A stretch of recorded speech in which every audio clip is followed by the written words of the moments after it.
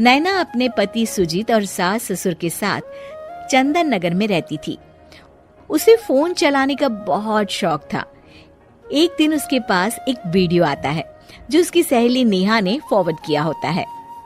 अरे वाह, ये तो बहुत ही अच्छी वीडियो है। नेहा कितनी अच्छी लग रही है इसमें। नैना नेहा को फोन करती है। नेहा, तुम्हारी वीडियो देखी, बहुत ही अच्छी है।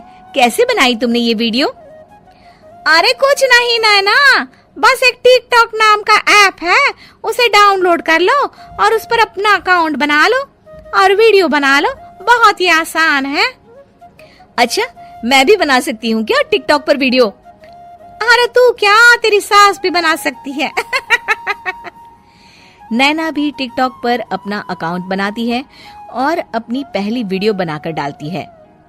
चलो, ये हो गया मेरा पहला वीडियो। अब मैं इसको पोस्ट कर देती हूँ। तभी उसकी सास वहाँ आ जाती है। अरे बहू, तू सुबह से फोन में लगी है, कभी रसोई की तरफ भी देखा कर। सुबह से सारा काम मैं ही कर रही हूँ, कब से तुझे आवाज दे रही हूँ, पर तेरे कान में तो जू तक नहीं रेंगती। नैना अपने टिकटॉक में इतनी बिजी होती है कि उसका सास की बातों पर ध्यान ही नहीं जाता। अरे बहू, बहरी हो गई है क्या? मैं तुझसे बात कर रही हूँ, मेरे साथ काम में थोड़ा हाथ बटाया कर। हाँ मम्मी जी, सुन लिया मैंने, पर अभी ना एक बहुत इम्पोर्टेंट काम कर रही हूँ मैं। अरे वो तो दिख ही रहा है मुझे तेरा इम्पोर्टेंट काम। ये ले सब्जी काट दे, तब तक मैं आटा गूंद लेती हूँ। नैना जोर से खुशी से चिल्लाती है और सास के हाथ से सब्जी की थाली गिर जाती है। अरे बहू, क्या हो गया तुझे? अरे मुझे तो हार्ट अटैक ही दे दिया। अरे मम्मी जी, मैंने जो टिकटॉक पर वीडियो डाला था ना, उस पर 2 घंटे में 1000 लाइक्स आ गए हैं। मेरा वीडियो सबको बहुत पसंद आया। मतलब कि मुझे और वीडियो बनाकर डालनी चाहिए। अरे पहले ये सफाई तो कर दे। बहू, ओ बहू, किया धरा कुछ नहीं, गिलास तोड़ा बार आना। नैना और वीडियोस बनाने में लग जाती है और धीरे धीरे उसके फॉलोवर्स बढ़ जाते हैं। एक दिन अपनी दोस्त से बातें कर रही होती है, तभी हाँ नेहा, देखा तूने, मेरे 5000 फॉलोवर्स हो गए हैं। तेरे तो 3 ही है ना। जबकि तू मुझसे भी पहले से वीडियो बना रही है। चल कोई नहीं, टैलेंट की बात होती है।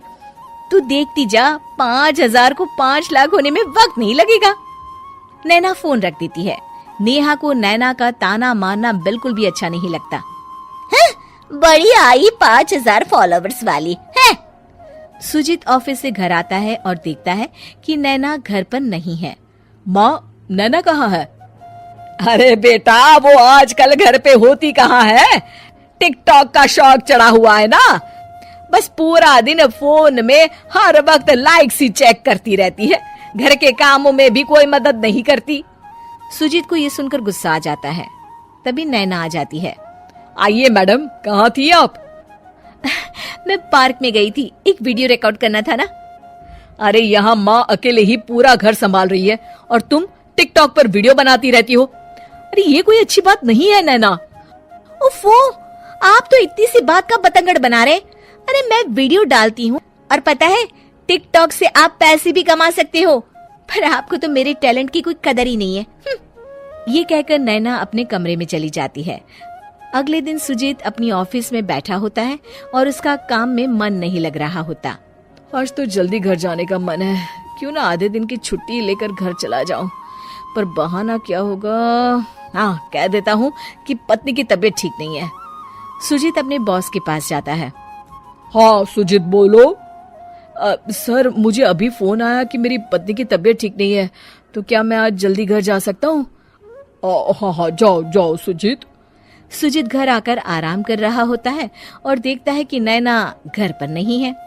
ओफो, ये आज फिर कहीं चली गई है टिकटॉक वीडियो बनाने में। नैना भी ना। नैना एक मॉल में बैठी टिकटॉक वीडियो बना रही होती है। तभी सुजीत का बॉस वहाँ आ जाता है और नैना को वीडियो बनाते हुए देख लेता है। अरे, ये तो सुजीत की वाइफ है शायद। नैना भी सुजीत के बॉस को देखती है और पहचान लेती है। अरे, ये तो सुजीत के बॉस हैं। नैना बॉस के पास जाती है। हेलो सर, मैं सुजीत की वाइफ। हेलो हेलो, आपकी तबीयत कैसी है अब? तबीयत? मेरी तबीयत को क्या होगा सर, मैं तो बिल्कुल ठीक ठाक हूँ। देखिए ना, टिकटॉक की वीडियो बना रही हूँ मैं। ओह, तो इसका मतलब सुजीत ने मुझसे झूठ बोला। क्या हुआ सर? कुछ नहीं, आपसे मिलकर बहुत अच्छा लगा। नमस्ते। नमस्ते सर। ये सुजीत की तो कल खैर नहीं। नैना घर आ जाती है और सुजीत उस पर गुस्सा कर रहा होता है। कहाँ थी तुम? मैं कब से तुम्हारा वेट कर रहा हूँ। ओफो, मॉल में थी। और पता है, आज तो मुझे आपके बॉस भी मिले, शॉपिंग करने के लिए आए थे। हे भगवान, तो तुमसे बात की क्या उन्होंने? हाँ, बात की और तबीयत के बारे में भी पूछा। मैंने तो कह दिया सर, मैं तो एकदम टकाटक हूँ। आज तुम्हारी टिकटॉक की वीडियो के चक्कर में मेरी तो नौकरी ही जाएगी। सुजीत सर पकड़ लेता है। अरे कोई बात नहीं, फिर आप भी मेरे साथ टिकटॉक वीडियो बनाना, हम दोनों साथ में फेमस हो जाएंगे, बड़ा मजा आएगा। रेवती अपनी सास के साथ सीलमपुर में रहती थी। रेवती के बेटे गगन की शादी कुछ ही दिनों पहले निधि नाम की लड़की से होती है। निधि एक दिन अपने पति गगन के साथ जा रही होती है, तभी वहाँ उसकी सास रेवती आ जाती है। रेवती देखती है कि निधि ने सर पे पल्लू नहीं रखा होता है। अरे ओ बहू, तुमने क्या ठेका लिया है हमारी इज्जत नीलाम करने का, जो बिना घूंघट के चले जा रही हो बाहर?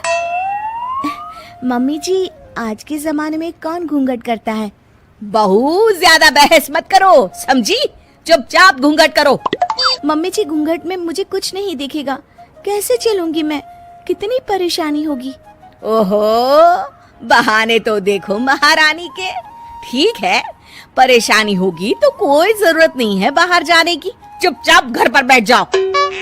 तभी वहाँ रेवती की सास आ जाती है। अरे क्या शोर मचा रखा है सुबह से रेवती? देखिए ना सासू माँ, बहू घर से बाहर जा रही है और घूंघट नहीं कर रही है। तो क्या हो गया, घूंघट नहीं कर रही है तो? और वैसे भी रेवती, अब जमाना बदल गया है और जमाने के साथ हमें भी बदल जाना चाहिए। जमाना बदल जाने से परंपराएं थोड़ी ना बदल जाती हैं सासू माँ। मैं जब आई थी, मैं भी तो हर वक्त घूंघट में रहती थी ना। हाँ, वो तो मैं भी रहती थी अपनी सास के आगे घूंघट में। तुम तो बस कहीं बाहर जाते हुए घूंघट करती थी, मैं तो खाना बनाते हुए भी घूंघट में ही रहती थी। पता है कितनी तकलीफ होती थी। पर सासू माँ, पर कुछ नहीं, निधि बहू तुम जाओ, ये घूंघट करने की जरूरत नहीं है। धन्यवाद दादी सासू माँ। एक दिन निधि, गगन और उसके पिताजी ताश साथ में खेल रहे होते हैं। तभी वहाँ रेवती आ जाती है। ये क्या, आप सबको शर्म लिहाज है कि नहीं? आप तो निधि के ससुर हैं और उसके साथ ताश खेल रहे हैं, और तुम निधि, तुम्हें कोई शर्म लिहाज है ही नहीं। तुम क्या बच्ची हो कि तुम्हें ये भी समझाना पड़ेगा? मुझे माफ कर दीजिए मम्मी जी। चलो जाओ अपने कमरे में। एक मिनट, कोई कहीं नहीं जाएगा बहू। पर सासू माँ, ये कोई अच्छी बात तो नहीं है ना? क्यों, क्या खराबी है? अगर पूरा परिवार मिलकर हंसी ठिठोली करता है तो मैं तो कहती हूँ कि तुम भी आ जाओ और खेलो हमारे साथ। नहीं, मुझे नहीं आना। रेवती वहाँ से नाराज होकर चली जाती है। वो मन में सोचती है, ये सासू माँ तो मुझे सास बनने ही नहीं देगी।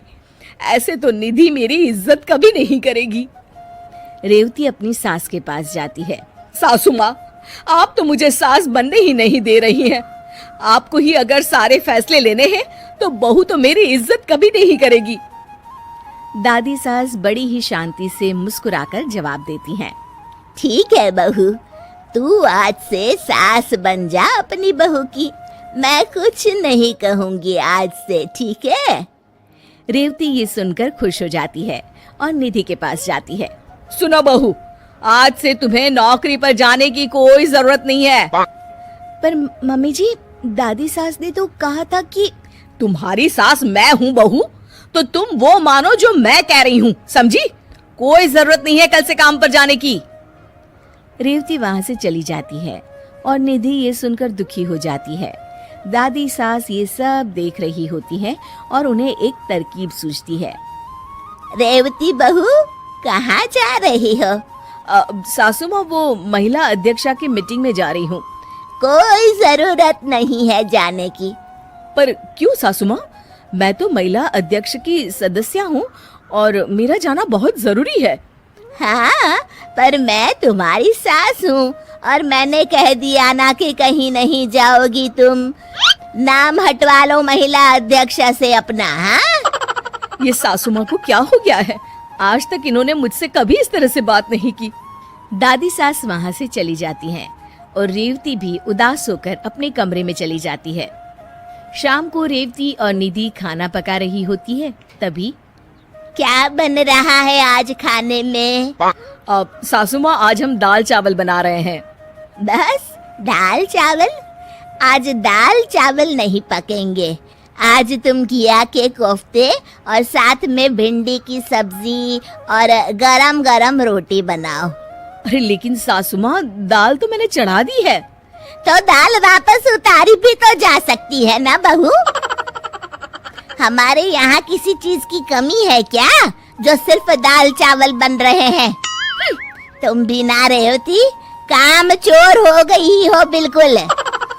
सासू माँ, आपने मुझे कामचोर बोला? रेवती के आंख में आंसू आ जाते हैं। हाँ बोला कामचोर, तो इसमें झूठ क्या बोला? लो, अब आंसू बहाकर पति से शिकायत करेंगी महारानी। रेवती रोते हुए अपने कमरे में चली जाती है। सुनिए जी, आप सासू माँ से बात कीजिए। पता नहीं उन्हें क्या हो गया है। मेरी बहू के सामने मेरी आज उन्होंने इतनी बेइज्जती की है, क्या बताओ। तभी वहां दादी सास आ जाती हैं और मुस्कुराकर फिर नाटक करने लग जाती हैं। लो और सुनो, देखा, सच कहा था ना मैंने कि मेरे बेटे से शिकायत करने जाएगी। हे भगवान, मेरी तो किस्मत ही खराब है। ये दिन भी देखना पड़ेगा, मैंने तो सोचा ही नहीं था। तभी रेवती कमरे से बाहर आ जाती है। सासू माँ, आपको क्या हो गया है? आप ऐसे क्यों बर्ताव कर रही हैं मेरे साथ? क्यों, मुझे क्या होगा? हुआ तो तुझे है बहू रानी, जो मेरी शिकायत कर रही थी मेरे बेटे से। ऐसी उम्मीद ना थी तुझसे। हाँ सासू माँ, मैं शिकायत नहीं कर रही थी, पर आप ऐसे बर्ताव कर रही है तो। अरे तेरी ही बातों पर अमल कर रही हूँ बहू। मेरी बातों पर? मैंने क्या कहा था आपको? क्यों, तू बोली नहीं थी कि मुझे अपनी बहू की सास बनना है और उसके लिए हर फैसला लेना है? तो मैंने सोचा मैं भी अपनी बहू की सास बन जाऊं और उसके लिए फैसले लेना शुरू कर दूं। रेवती को अपनी बात याद आती है और उसे अपनी गलती का एहसास होता है। अपनी आजादी सबको प्यारी होती है बहू। मैंने कभी तेरे साथ कोई ऐसा बर्ताव नहीं किया जिससे तुझे कोई दुख हो, पर तू सास बनकर अपनी बहू पर हुक्म चलाना चाहती है और खुद तेरे साथ वैसा सुलूक हुआ तो रोने लगी। आप ठीक कह रही हैं सासू माँ, मुझसे गलती हो गई। मैं अपनी बहू को बेटी बनाकर रखूंगी, जैसे आपने मुझे बेटी बनाकर रखा है।